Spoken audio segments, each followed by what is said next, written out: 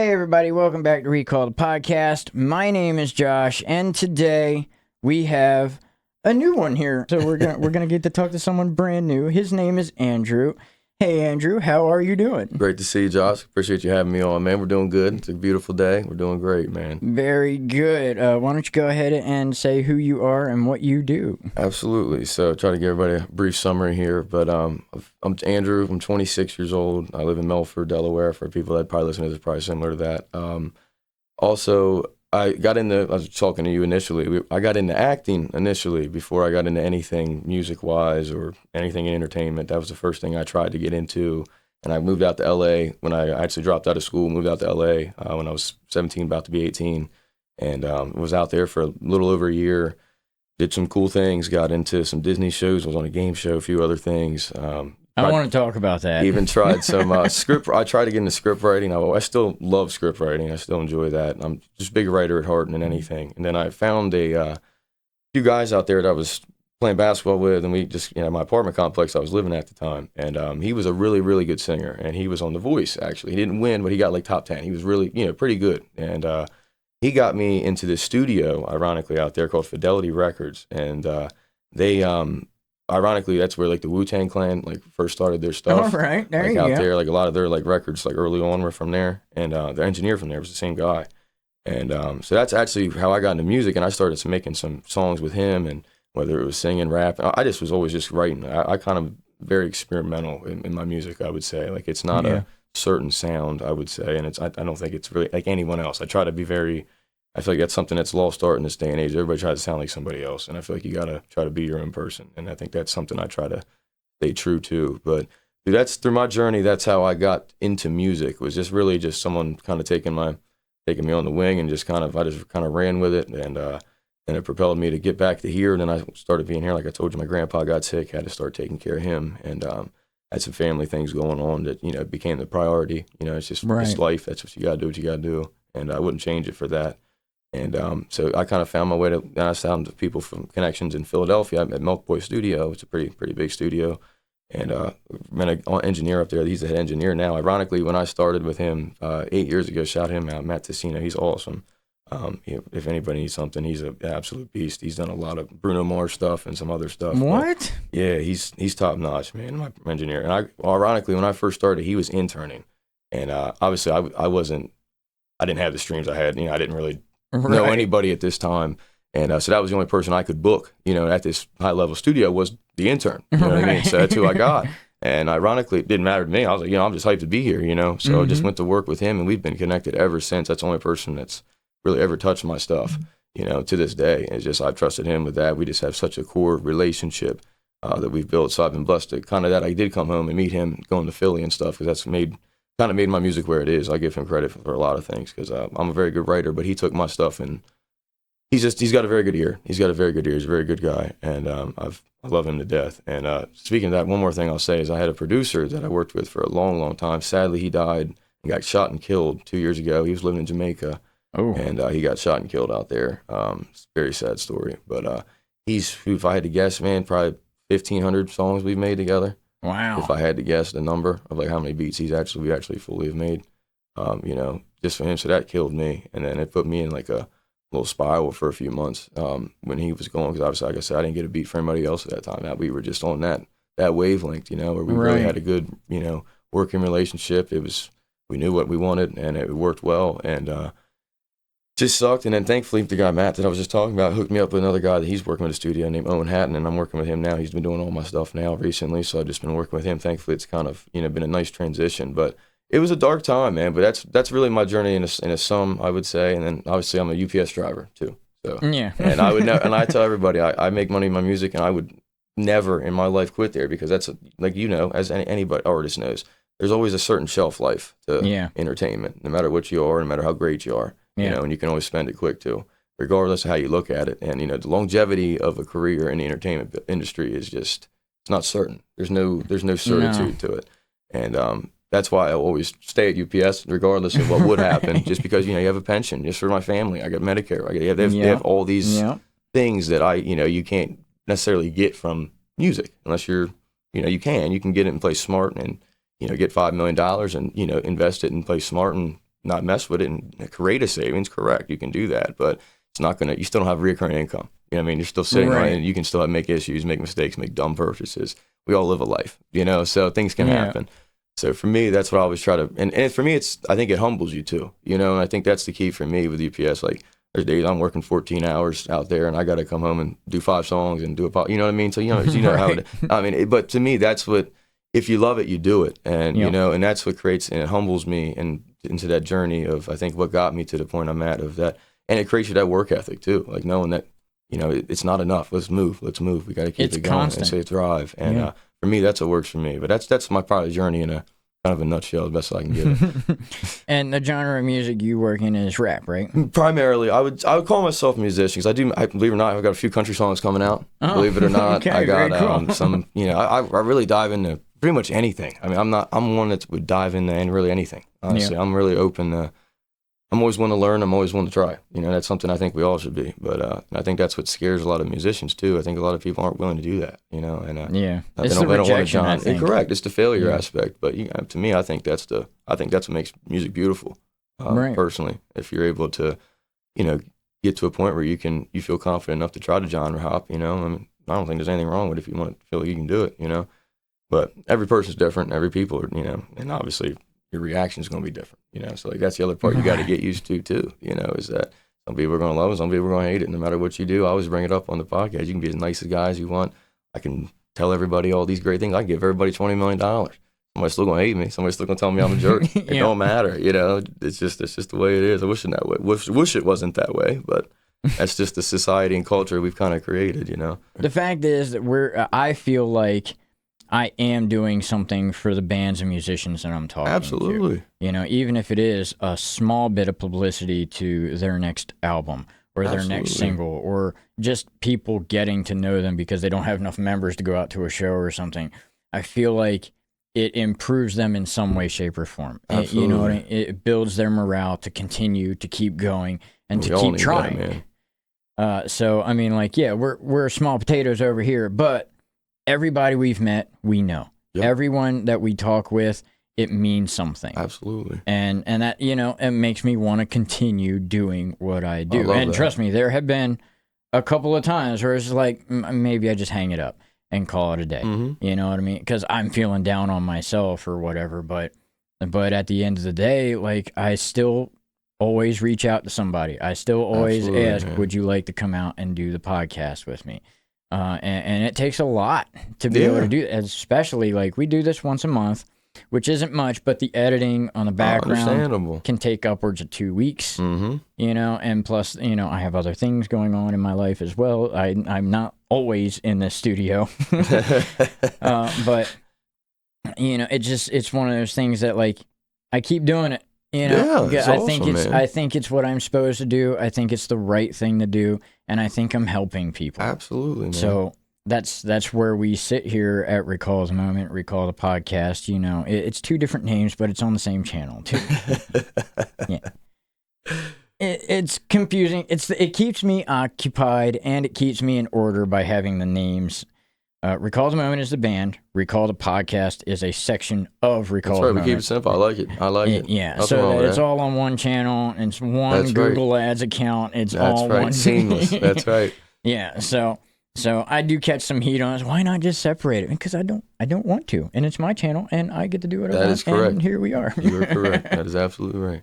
Speaking of podcasts, you also do a podcast as well. We do, yes. So obviously similar take to what you said. I'll kind of try to piggyback on this. I completely agree. I mean, like, I think the whole point of anything that we do is just try to help people. You know, like we all try to, you know, create. I think I heard it might have been on the Skis podcast, but you were talking about, like, you know, it's kind of almost in a sense a therapy session for yourself. Like you brought that, I think, concept up in there, and I agree. There's a lot of people that I have podcasts with, and they're come off and they're like, man, that was great. Like, can we do this again? I'm like, you know, that wasn't the point, but you know, it kind of makes people sometimes feel that way. Like if anything that I can do, just even give someone an open environment or feel non-judged and, you know, feel open to express themselves in a way and not feel like they are, you know, manipulated, is, to me, that's all I can do. That's my job, you know, is to create an open environment as a host or whatever you are, and to create that world for people and to create that energy, really, to give to people. And I think that's the key of the podcast. And I think that you do a great job of that. And I've loved it too. I guess I got to dive into more of that, because I do think there's not many people that do that and do it in that way. It's very judgy or going one way or the other. Usually people bring, for example, bring someone on with the exact same view of themselves, or there's no pole, there's no other side, or whatever you want to call it. But I enjoyed the just really the openness and the cleaning the air of that you can bring to bringing someone joy, and just being able to feel free to express themselves. Like people, I think that's something that's really can mean a lot to someone. And like I said, I always bring it to this. Like we talk about how everybody always says how the government or somebody needs to fix things for us or something. Mm-hmm. We all can look internal and try to do things in our own lives. Oh, yeah. And even if it's only for one or two people, like you said, if I'm still making an impact, I'm still doing my part just with my little area that I have to work with, but I'm still doing that. Like you said, even if I only have 2 subscribers, whoop-de-doo.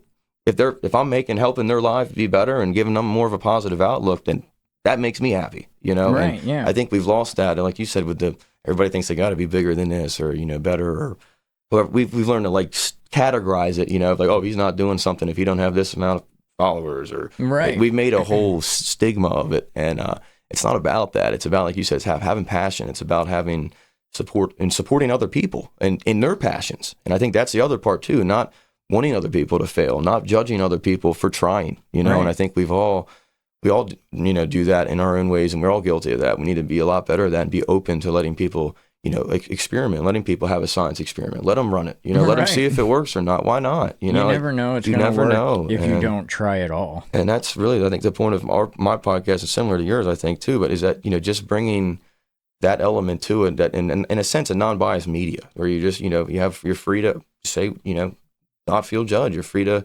I'm not going to judge you for your feeling. I'm going to give you my opinion, and that may be my opinion doesn't mean it's right or wrong now. Right. It's just my opinion, and I think that's something that does need to be said a lot more in a lot of different areas. We can bring that to sports, anything, Yeah, really for sure. Anything.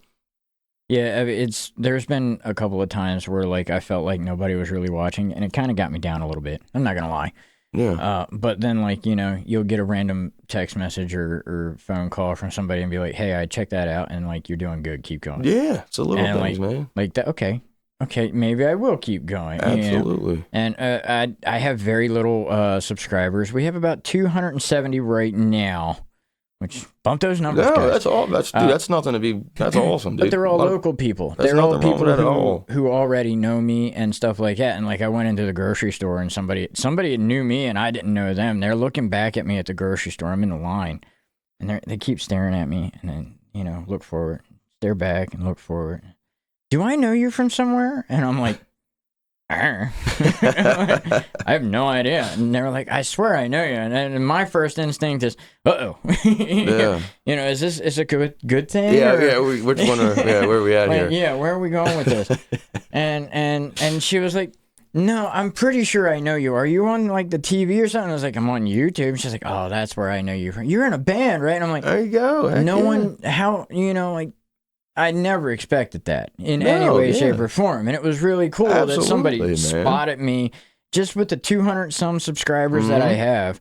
Someone in my local area spotted me and was like, hey, you're doing awesome. And I recognize you. Absolutely. And that's it. It makes you want to continue for sure, but there's always that little doubt, but you never know if you don't try. Exactly. Yeah. So let's go ahead and talk about the rapping thing a little bit. I don't know even how to put this. You had said that you get somebody to write for you. Is that no, not right now. I write all my stuff. I do write all. The only thing that I do, I kind of do. We were talking about this earlier. So basically, when I have in my studio, I will make probably 100 to 200 songs and then cut down to an album to get my top ones that I feel. And then I'll bring it up to Philly with my guy, and he will basically finalize everything. So I may re-record. Most of the time we do, just to have an extra recording on it. That's so extras to have to play with. But normally when I go up there, it's ready to rock. You know what I mean? Like I go in there, like in pretty much one take everything. You know what I mean? Just because it's rehearsed so much. To where I'm not just going in there and winging it. Because that's the story I'll bring up too. It cracks me up when you go to totally opposite from here. studios that you go to, that it cracks me up hearing engineers talk about it, because you have guys, especially with the rap industry. I know you're not You know, yours is more. Privy to that. I'm in the rock. I and enjoy metal your field. industry, for example, because it's more my structure. Because most people in the rap just go in and freestyle. They wing. It's a whole different procedure Right. of, you know, the making of the song. You know, instead of having the instruments laid out, having everything ready, the tempo, you know, prepared. And we see mine or what am I working with? You know what I mean? They could care less. You know, they just want the headphones on, the auto tune, and let me go. You know what I mean? So like the whole process now from. I'm not saying everyone's like that, but it's become that way in a lot of the hip hop industry, and to me that sucks. I mean, to me, 'cause I'm a person that, like I said, I take pride in writing my stuff. I take pride in the messaging and, you know, what I do. So like, you know, there's nothing wrong with, you know, doing that if that's what, you know, if that makes you happy. But for me, I feel like there's a lost process in the hip hop industry, as in really, you know, detailing, you know, how to really orchestrate a song, you know, and I don't think a lot of people really know how to do that, you know, in hip hop. And a lot of it's just, and sadly, a lot of it's just beat riding, man. A lot of people just find a good beat and they just, you know, put a,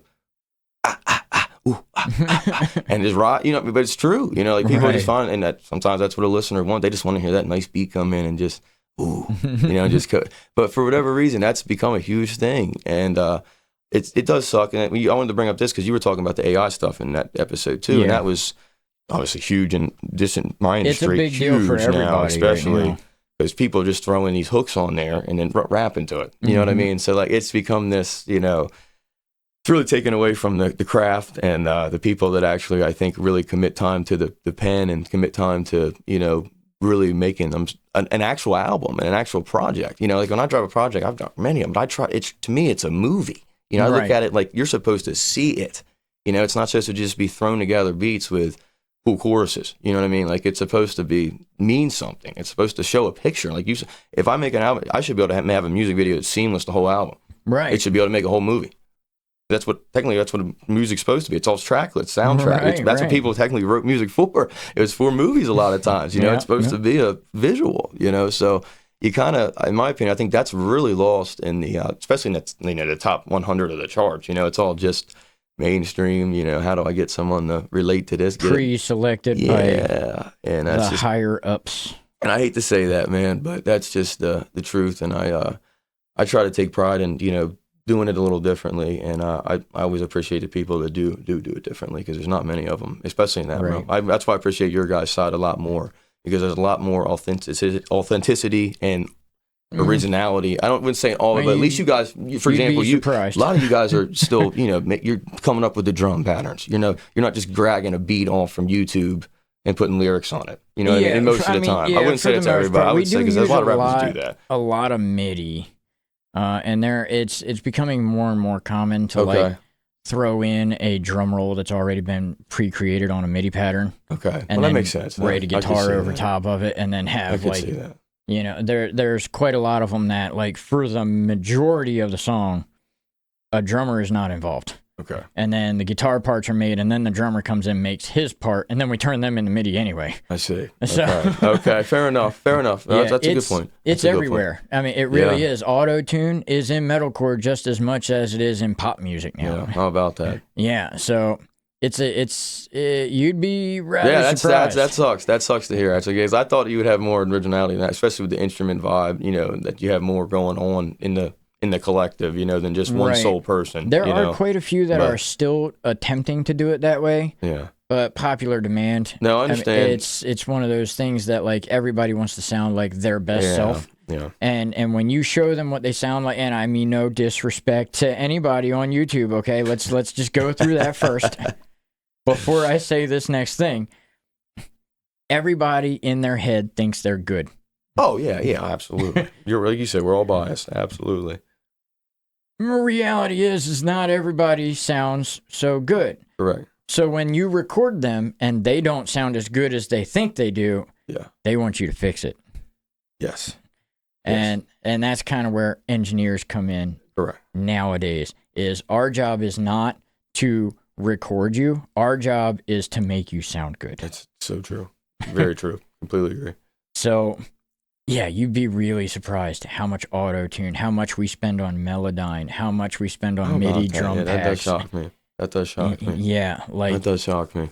We've got drum plugins to have all the different sounds, but we've also have MIDI packs where it's predestined drum loops that then you take one out or add one in or maybe add some extra cymbal or something like that and call it your own. Yeah. But it's not. You know, a lot of it's MIDI, and I don't know, the camera might not be able to see it, but there is a drum kit behind me. It is a MIDI kit. So the way I operate here in my Recall the Moment studio is I'll have a drummer play, and I'll turn his playing into MIDI notes, and then that's what they get. That. Okay, yeah. It was my compromise because I didn't want to I don't want to make their drum part for them. I want to make sure they can play whatever they're recording.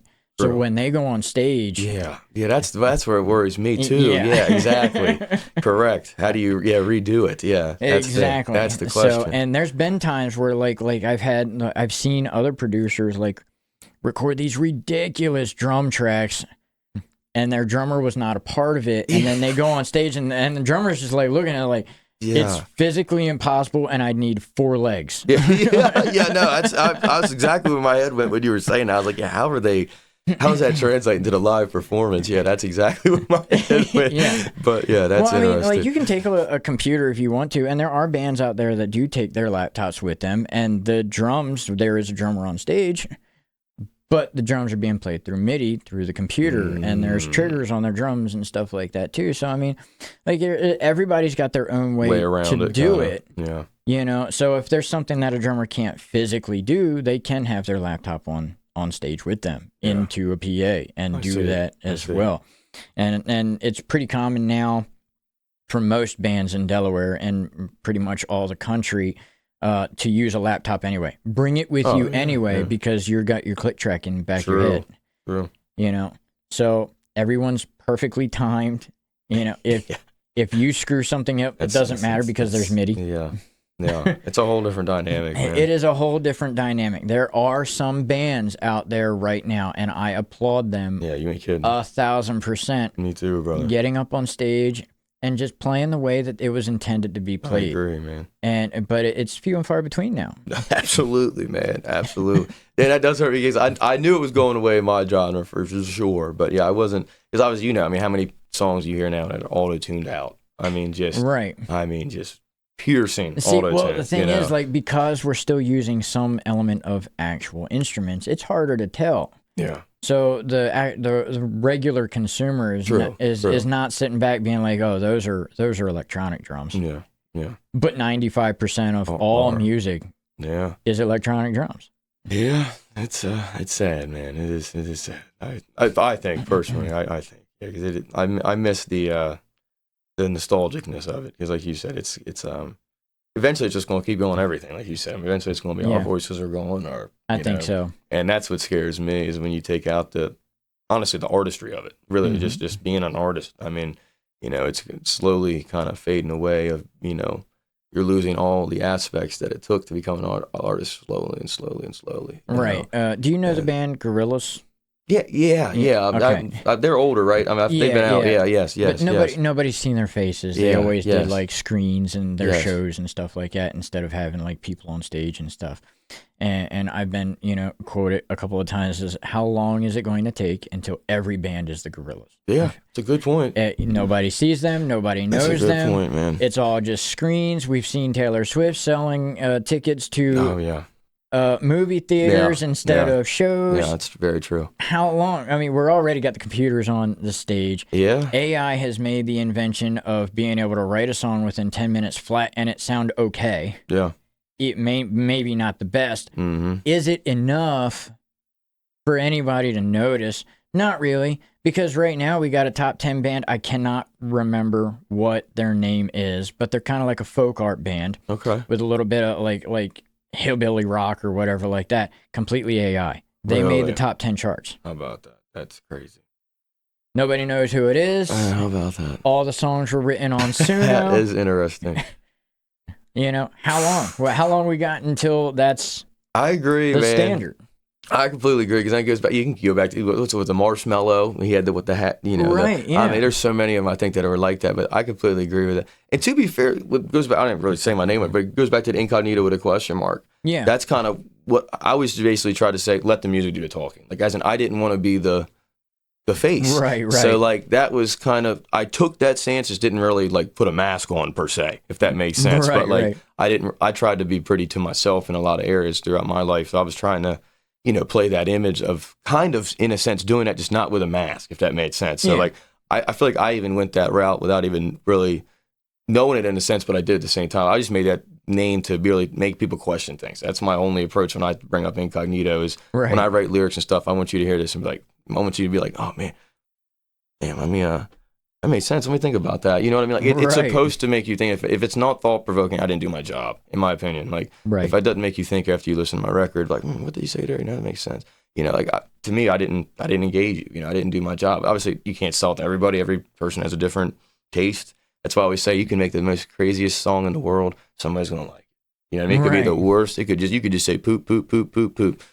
There's going to be somebody that likes it. You know what I mean? It's just the truth. There's so many millions of different, millions of views out there of what's good, and so, there's always a fan base for everything. Like I always try to say, there's always a fan base for something.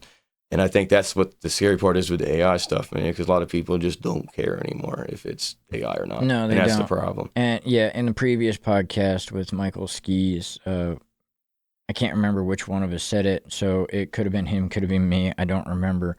But we were talking about, like, our goal right now is not to be the top dog. Yeah. Our goal right now is to try to get the younger crowd to learn how to be the top dog. Well said. But there's no one, the kids don't have an interest in it. The younger crowd is much more interested in writing their own song on Suno than they are sitting down and spending 2 years learning how to play guitar. Yeah, correct.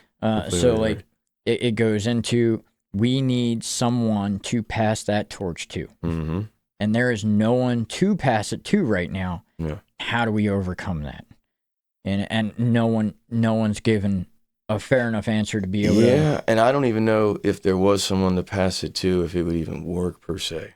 And that's where I think it gets even trickier. I think so many people are so solidified in their beliefs now, and the evolution and the change, where I think it'd be so hard to get away from where we're going, if that makes sense. You're right. Yeah. It'd be a really hard shift of direction to be able to just be like, all right, 180, AI's not in. You know what I mean? Like, Right. You know what I mean? Like, I think that would be so, even if you had Michael Jackson reincarnated, you know what I mean? Like, I don't know if that would work. You know what I mean? Like, I'm not saying he's the best one, but you get what I'm saying. Like, as in popularity. So, like, whether I don't the younger know. crowd would I even know who Michael I'd be Jackson interested to know how that is a good point. But yeah, it's hard to say. 'Cause, like I said, I'm 26. It's crazy So that you're it's- 26. yeah. Okay, dude, I'm short. You are tall. When we stand next to each other, I look like a little troll. But I'm like a lot older than you. I'm 37, and you're 26. Yes, There's no way. I'm 26, man. Yeah, everybody says I'm an old soul, but I'm 26. I told you my sister, she's 36, though. We have a big gap. You know what I mean? Yeah. So I kind of, in my opinion, had to kind of she kind of made me more mature than I want. Cause I always seen her driving a car, and I was like, dude, I want to drive. Right. I'm like 7. You know what I mean? I'm like, let's go. I should be driving as she is. Why can't I, Mom? Like, she's having friends over. Why can't I? Why can't I be out past the street lights? What? It's like, I think I always kind of like just that, not saying that always was what made me be that way, but I think it forced me to want to be older than I was, just from seeing my sister do a lot more that I couldn't. And I think that kind of is what got me to that mature mindset. And all my friends, if you see, I'm sure we've met for a while, and I'm sure we get closer. And there's a lot of my friends, and they'll tell you the same thing. I've kind of always been like a father, I guess, in a sense. Right. They're always doing something stupid. I'm having to, always steer people in the back direction, get them a job, do something. You know what I mean? I've always just kind of been that, try to be a leader. I'm grateful for my upbringing. I've had a great father. I've had a great mother. And they taught me extremely good values and principles. And to me, that's lost in this world. And that's the one thing I hold till I die. That's the one thing I'm proud of, no matter what I do, is that I know I treat people with respect. I hold the door for someone. I say, yes, sir. I say, no, ma'am. And I treat people with dignity and pride as I would want myself to be treated. We were raised in a different kind of time. Though. Yeah, absolutely. Yeah. But I'm blessed for that. And I think that's probably why maybe a lot of people feel that way. But I've always tried to be, lead by example. And I think that's all we can do. you know. Right. But that's the best way I can put that for for that part. But yeah, I'm 26, man. My birthday's That's in crazy, September, dude. but That's yeah, crazy. I'm 26. I feel like I've definitely done a lot in a lot of different areas, but I just have fun, man. I try to just put my all in everything I do. And that's all you can do, in my opinion, man, because you don't want to leave this world with regrets, man. That's the last thing I want to be on my deathbed is knowing I could have gave an hour more last night. Yeah. And that sounds stupid, but it's the truth. That's at least how my mind works. But I'll give you a funny tidbit here. But when I was in LA, I used to have this 17-hour rule, and my friends thought I was crazy. I would write for 17 hours, and I would sleep for 6 and eat for 1. And that was my schedule for 6 months. And I have 2 binders full of just book on book after just a bunch of different, either it's starting a hook, starting a bridge, starting just something, just constant. And that's what got my pen so good. And right now, you can ask my friends, I can write a song in 10, 15 minutes. Nope, and go to the next one. It's because I train it's like for me, I look at sports. It's like you said, it's a constant, routine. I have to completely do that every day. And if I don't do it that next day, I'm out of routine. And I better do 3 tomorrow. I messed up. That was on me. I got to fix that. The standard is if you skip out on 2 days or more, you get out of your routine. Absolutely, man. You can skip one day. After that, your routine. We all need relax. Correct. I mean, obviously, we got families. There becomes time where you obviously can't do it the second you want to all the time. Yeah. And that does suck, because especially as creatives, there's times where you're like, you get ahead in your head, and you're like, oh man, I got to go put that down. And you're like, oh, but we got to go here. I'll do it later. See, I'll pocket that. The pros of it is like the technology. It's a blessing and a curse, because the curse is AI, and I'm just gonna say that. I agree. But the blessing is I keep my phone with a notebook on it at all times. Absolutely. So if I have a lyric that pops in my head or something, I can just type it down real quick and come back to it another time and still have it. And I've got a lot of pocket recorders and stuff, and I always have one in my backpack and stuff like that. So if I have a melody in my head that doesn't have words, or maybe I do have lyrics to it, but it's just 3 or 4 lines or whatever, just real quick on my phone or one of the pocket recorders, just jot it down. Come back, throw it in the DAW later on. Absolutely. Where can it go from here? I don't know. Yeah. So it's a blessing and a curse, and I do kind of consider AI the curse, and it's a lot like what Michael Skis had said in the previous one is. It would be a wonderful tool if it wasn't abused, but it's almost always abused. If people didn't manipulate it, I agree. Absolutely. But I mean, when you give everybody the world, what are you know what I mean? It's like give everybody $1 million and say only spend $1. It's a little, it's a hard task. Of course, they're going to buy a Ferrari. You're correct. It's a hard ask. I'm with it. That's a great point. So, I mean, it's just going to get abused and used until, nothing's left. That's my personal belief. I am totally, completely black-pilled on it. I'm with you. And I hate to be that way. I really do. I don't want to be black-pilled on it, but where else can it go? I'm with you. Like you said, it's not going to get any less. I agree. Like it's not like it's going to de-evolve. So I completely agree. Like you said, there's no way that I could see it in my eyes just going away. Or the only way out of that doesn't make sense. Is if every internet connection on the planet ceased to exist. Correct. Well said. That's if we went completely off the grid, nobody had connections. Bro. That's about the only way. Maybe we just need like a zombie apocalypse. Let's get it going or something. Who knows, man? But oh man, I don't know the solution on that, man. I wish I had something, but that one I don't think. I think we're kind of past the point of return on that. Oh yeah, for sure. Yeah, we're headed into unknowns now. So it'd be more interesting to see where it does end up, honestly, and not even end, just where it takes us, because it ain't going to end. It's obviously just going to get. It's just going to evolve and evolve and evolve. But no, we're going to be like living with these robots, man. I remember I always say this too. I remember I was iRobot Will Smith. Yep. I always bring up that episode. I'm like, man, I remember watching that movie as a kid, and I'm just like, man, this is scary, man, and I'm like, man, this is real life now, like. How many times has that meme went through? It was like, AI has made this advancement. Has anyone watched Terminator at all? I'm with you, man. It usually doesn't end well, that's for sure. It never ends well. I'm sure there's other scenarios it might, but I don't know. What movie did it end well? That's a good question. None. I guess Optimus Prime, man. Transformers, shout out. I'm not sure. I'm not sure. Oh man. Well, true. They even wanted to kill him then too. Actually, I take that back. Sorry. Never mind. That was a terrible analogy. Terrible analogy. Megatron coming, bro. Yeah. That's right. That's right. So you had mentioned in the beginning of this that you did some stuff for Disney and stuff. So yeah, my friend, he was a huge actor. Eli, not the one Matt, but Eli Mills. You love him if you met him. He does a lot of. He plays guitar. He's just kind of jack of all trades. Just does a lot of different stuff. He was ironically on like a bunch of different commercials. He was on like some like Acura commercials, some like this kid's toy.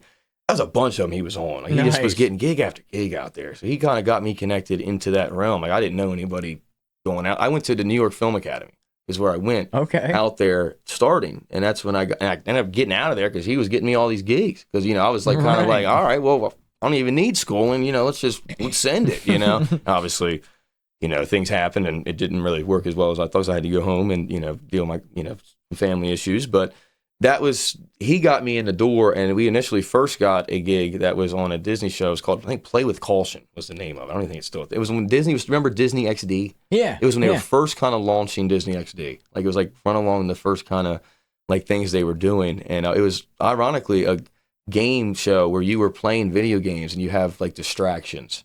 So like people would you'd have to like throw, like bow and arrows at somebody while they're playing on their tablet. And you're trying to play a game while you're getting distracted, basically. So like I got situated into one where they had one where you're a human piñata. So they gave you basically these foam baseball bats, and you just were completely, going to town on this guy while he's playing Flappy Bird upside down on his tablet while you're, just hitting the heck out. And I'll pull up a clip for you and send it to you because it's funny, man. Yeah, I would like to have that. I'm putting it right into this podcast. I will. I'll send it to you. It's a hilarious clip because it's literally the host of it, he's like, man, just taking out some anger on him. And I broke all of our colored bats because we were the blue team. We had a red team. I broke all of our red bats. And they had to start giving me their blue bats because they ran out of so many reds because I hit, and the guy comes off limping, and I felt awful, man. That's one of the things, to this day I felt I'm like, it was a game, but I took it way too serious. Man. It goes back to my competitive side. I'm out here just wailing on this guy, and I'm like thinking to myself, I told him after the match, I was like, dude, I'm so sorry, man. I was like, there was no beef. Like, I don't know what I was doing. Like, I'm sorry. And ironically, one of the guys on the other side, not the guy I was beating, but his teammate, is a really, really good singer. His name's Zarel Lankin, and he's actually been on a lot of my songs doing hooks and stuff, and he's really good. He's been out there doing music for a long time, and he's a really good singer, and I honestly got connected through him through that show. I got into a lot of different things, but like I said, I found those things through the Disney stuff, and then we had a few other commercial and stuff lined up, actually, to go audition for, and I actually couldn't even make the auditions, so that's when I had to go back. Right. So I ended up kind of having to can that, and I just went, like I said, I came back here and had some connections built to get me to that Philadelphia place, and that's kind of what led me to where I am now. Now I'm kind of, grounded where I am and kind of found a way to make it work where I'm at. So, but that was really the journey out there. Like I said, I wish it was more long-lived, and I met a lot of cool people. Like the guy from Phineas and Ferb, the guy that played Phineas lives literally like in our apartment complex. Mm-hmm. And he was there all the time playing basketball and stuff. I got to meet him. Pretty cool. He was awesome. You meet a lot of cool people out there, man. Burbank's small, man. I mean, there's not many people. Yeah, because it's obviously expensive, and so it's really hard to. I had a studio apartment, man, probably a little bigger than this room, and that is not big. Yeah, and it was, like 2,000 something. It's expensive. Wow. And that was in 2017. Oh, geez, 1.5 million. Yeah. So I mean, you'd have to sell my house for that now, but it's it's a whole different world out there. And obviously now I talk to a lot of friends out there. It's a whole different world now too, man. LA's a whole different now. It's sad, man. Everybody's moved to Atlanta. A lot of the big corporations moved and shipped boat to Atlanta. A lot of other corporations have dipped and, kind of moved the helm over to different places where it's a little cheaper and a little more efficient to, and to taxes. Work. And exactly. Yeah. So people are kind of, slowly getting out there. Plus they got the mudslide. I mean, they got some rough stuff going on over there and the riots. And I'm sure LA's become not as good as a destination as it once was. So maybe it's for a good thing that I, got out of there. I don't know. But looking at it now, I've had a few of my friends tell me it's not something you want to be in anymore. Not saying all of it, but it's just some certain areas have definitely collapsed on itself for sure. But because our studio was we were literally walking distance from Warner Brothers at the time. They had like their lot right there, and like it was the Film Academy. We got to go see all their, they had like, and it's sad, man, because they got all these empty. You want to talk about empty, just lots of all these abandoned sets that they have that no one does nothing with. I mean, it's just, you're talking about millions and millions of dollars just sitting there, like just for waste, basically, because these sets aren't ever going to get used again. You know what I mean? Like sometimes they might, but you know what I'm saying. 90% of these sets out here. I don't know if they might do something like that, but dude, if it's like a graveyard, if you look at it, man, I mean, there's just you can walk for, almost a mile, and there's just set after set in this, you know, and there are lots and stuff. It's mind-boggling, bro, of how much that waste is truly, you know, that they don't redo stuff like you said. Never even thought about. It's interesting, man. It's kind of sad of how they do things, but I think it's just that quick money, like whatever, get rid of it. We're doing something else. You know what I mean? Right. I mean, I don't know why. I would think the same way if I was running the company. I'm like, yo, we got all this stuff sitting here. Let's this is $20 million. We can shoot one movie with all. Like, what are we doing? You know, I agree. I would look at it a little differently, but yeah, I would think they would want to like I'm not the one running it, but yeah, I agree. I'm sure. Like I said, some of them you can tell that. Like, depends on what spots you were in there, because there was older sections than others. You know what I mean? Like, some of them you could tell were like the old Midwest, like, you know, like Clint Eastwood. You know what I mean? Like, they probably weren't going to be using many of those again. Or, you know, That's certain fair, stuff was, you could tell that was really outdated, that they probably wouldn't have had a use for. But, you know, unless it was a really certain situation. Fair. But, so I don't know. It's hard to say. But I still agree. Like, how do you still not be able to paint over it? Or, you know, I don't understand. Yeah, hire a cleaning crew and I'm sure they do some of it, and hopefully out. they've changed it since I've been. But I remember you go there, it looked like a graveyard of sets, man. I mean, it was kind of not sad, honestly. Wow. On one of your podcasts, the one I had seen the one that you did the video for. Yes.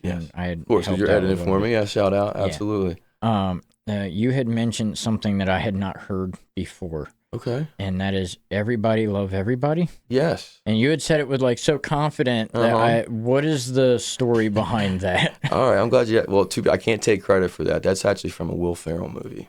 Okay.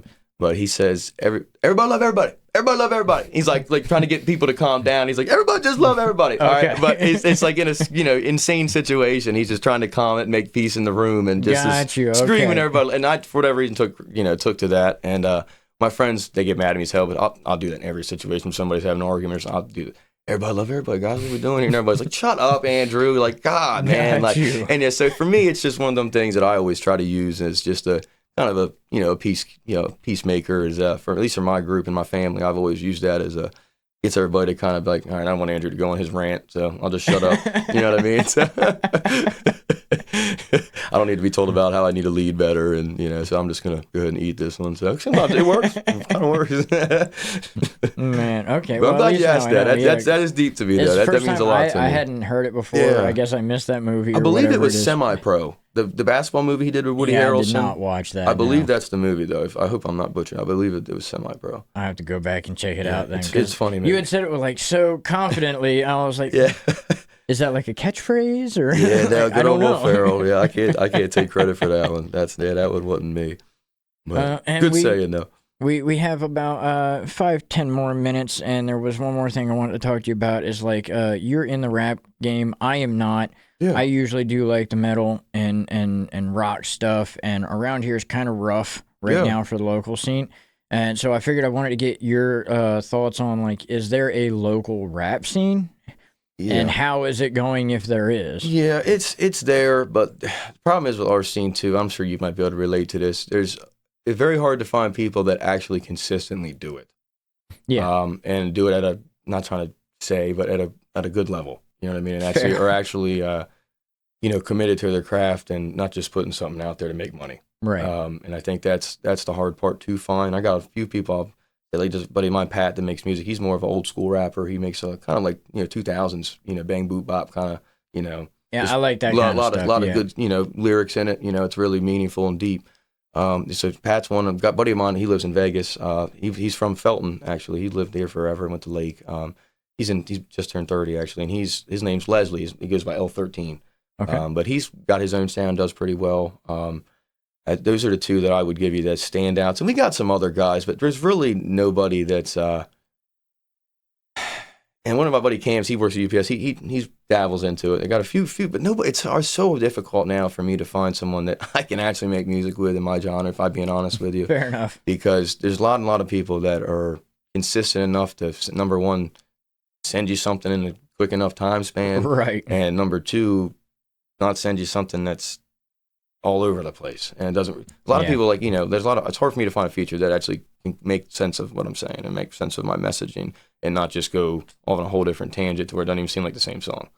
Yeah. So I think that's the hard part I walk. So a lot of my people I work with are usually mostly from here. If I do work with somebody, it's usually either Leslie or Pat. Like I pretty much, that's it for me, at least around here. Like I would love to, I've tried to get other people into, I've even recorded younger guys and a lot of other people I try to, bring on and stuff. But, people are in for it for a little bit, then they back off. And then you know how it is. Oh, yeah. It's very hard to find someone that's fully driven and fully passionate enough to propel themselves and be self-motivated. And that's the key, man. Mm-hmm. That is the overlaying key in everything we do.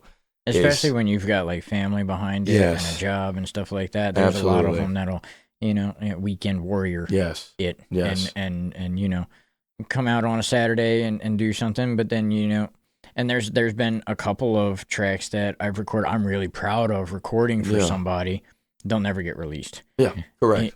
Because there's not enough will or want to sign up for that distro make the next step. Or get it released or make that music video or even just like a visualizer or something. Yeah, man. And we used to do on the channel, like reviews of new songs, metalcore songs and stuff coming out. That's cool. That's cool. And one of the requirements was you had to have some kind of video appearance. Correct. Not just a blank slate. I don't want to sit there and listen and watch the YouTube thing scroll. I want to see something. That's fair. That's completely fair. It could be a visualizer, lyric video, you on camera just staring into the I don't care what it is. Just something there. A visual of some kind to make it interesting for me to watch and interesting for my crowd to follow. Absolutely, man. Absolutely. And it's very few and far between. I'm sure, man. In the local area. I'm sure, man. I would struggle if I did that segment. I would struggle as well. I'm sure it wouldn't go too well either. Which I will say that's kind of where the benefits of AI have come in. Yeah. Is because my wife is really good at using the AI stuff. That helps, man. And she helps with like the music videos and stuff. I mean, right now it's just a 2-part band. That helps, man. Having the AI kind of as like a filler in between or kind of make an idea for us or something, it is helpful. Yeah. But how much helpful is it until it's detrimental, which we don't know yet. We'll find that out at some point or another. How about for like, is there like shows or anything around here? My buddy Pat, he does a few shows himself, actually. He does a few because I'm not too connected into the show realm that much. I've done a few in the past, but sadly with my schedule, I think, I work UPS. So most of the shows I get invited to are Friday and Saturdays. And sadly, I don't get off the clock till like 9 o'clock on Saturdays, and I'm in Harrington. So, and usually it's somewhere not in Harrington. Sadly for me, I haven't really, and with our job, you have to get approved to get off, and it works off seniority. Right. So, if I had a different job, I would probably try to do it a lot more than I do. And I wish I could. But most of the time, it just doesn't usually work out with my scheduling the best. And I'm actually working with a girl that's trying to help me out with social media, and she's trying to basically get people to book me ahead so I can schedule it. Because usually, you know how it works. People are, hey, can you come Friday? And it's Thursday. And you're like, I would have if I, knew that. But, I'm not saying it's always worked, but a lot of times in my realm, it's like that. It's a last minute thing, and it's very hard for me to get free from my job last minute. So, I would love to do more. And like I said, there's some good. Pat was one of my guys. I'll tell you about. He's probably the most tuned into the event scene around here. I would say for people I know in the rap realm, because most places around here aren't really rap friendly. Like you're not going to go to Wilmington has a couple of places. Upstate's one more. One of them I can think of is Icons. We went to Icons for one of our podcasts, and it was a metal night, so there was a whole bunch of like hardcore bands and stuff, but. As I'm aware, they typically do like a rap and R&B. Okay, no shit. I'll have to check that out. Thing out there. I see them on Facebook all the time, promoting him and talking it up and stuff. They were lovely to us, dude. Dude, it was so cool out there. We had no expectations of what to expect. We packed up all our gear. We were invited out for the metal night. And when we got there, I had my own table, and I was like, where do you want me to set up? And dude's like, you're VIP. Yeah, dang right. He set us up in the VIP area, gave us the whole area, marked it all off for recall the moment only. That's awesome, dude. Heck yeah, man. And no one in, no one out unless we said so. And then, like, my night was a breeze. As soon as I got done, I'm chilling in the VIP the entire night. I'm just like, I cannot believe this is happening. to me. That's awesome, and man. all the bands, like they would come in, they'd be like, wow, like That's right. what? Way to go. What a setup. Yeah, right, yeah. Jimmy Kimmel out here. Yeah, That's I'm right. Like, yeah, That's man. right. I'm like, wow, dude. Like, this does not happen to me. Like, That's awesome, man. That's an awesome experience, man. That's but awesome. they were great people out there. The bands were great. The people were great. The servers and staff were really awesome, but they also Heck do yeah. like a rap and Yeah, R&B, I'll definitely check that. I'm glad you said that. karaoke Absolutely. nights and open mic nights and stuff Awesome, like that. man. It was a really cool place to be. No, And I'll check that out, man. That's awesome. so yeah, I like talking about that anytime I can. I don't blame you, man. That's rare. right. Hey, nothing wrong with that, man. I'm sure there's a lot more with that in your future, brother. You guys just stay committed, bro. Well, That's all it takes. Yeah, yes, and we will talk about that at a future date. Yeah. There you go. Okay. All right. I didn't want to spoil it. My bad. Jeez. Gave a straight spoiler there. Sorry. Yeah, we're in talks with some stuff, and Well, it's good, man. it's really, really cool stuff that we're Very happy for you, getting man. I'm into. glad I don't want to say anything until it's confirmed, though, so I'm gonna leave that at that. That's fine. Do what you gotta do, brother. So, Quietness is the best usually. yeah, I tend to try. I don't always get it right, but under promise, over deliver. I like that. So, like, I don't try to say anything about anything. I like that. You'll see it right. on Facebook. Expectations are low, so we make them high. That's right. Exactly I love right. it. Yeah, I love you it. won't hear anything until it's already released. Then it's like, go now, go check. So, I like good marketing. Man. Good marketing. Good marketing. So where can people find you and your podcast and your music? Absolutely. So if you Instagram and social media, mainly I'm on Instagram. So if you want to check that out, it's at Andrew Dufendach would be my handle, just my name. And then there's a Who's Out There Besides Us is the podcast handle.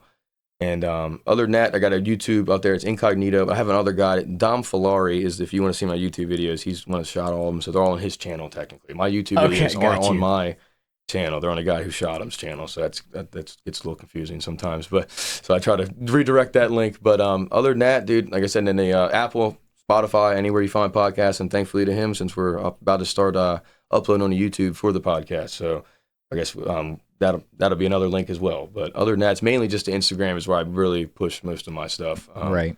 And so mainly if you want to tune into that, and the podcast, if anybody wants to tune into that, and like I said, I appreciate you taking the time to have me on, brother, and it was a blast. Absolutely. Man. Hopefully we can get you on ours too one day, man.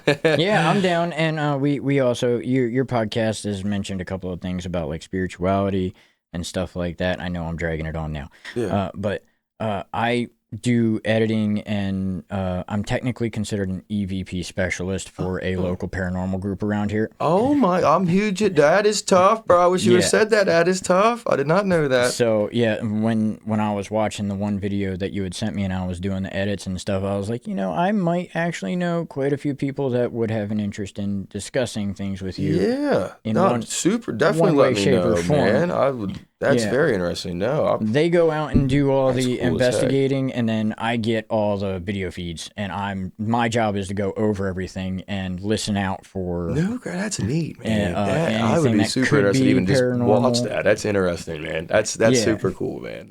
So I feel like cool. there's going to be a lot of ways for us to connect in the future. Absolutely, man. And a lot of connections that I feel like we both can kind of network through. Awesome, man. Well. And same to you, brother. I'm an open book to you, man. Yeah. So, Andrew, I appreciate you coming out. Thank you so problem, much for brother. taking your time and doing this with me.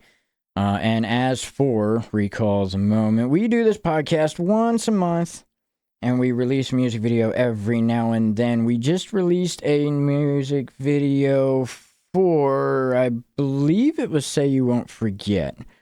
I'll have to go back and check that. And I might actually have to edit that out. Anyway, we do the music video every now and then. This one's kind of late because it's in the summer, and I like to take my time during the summer. So until I see you all next time, peace and love, y'all.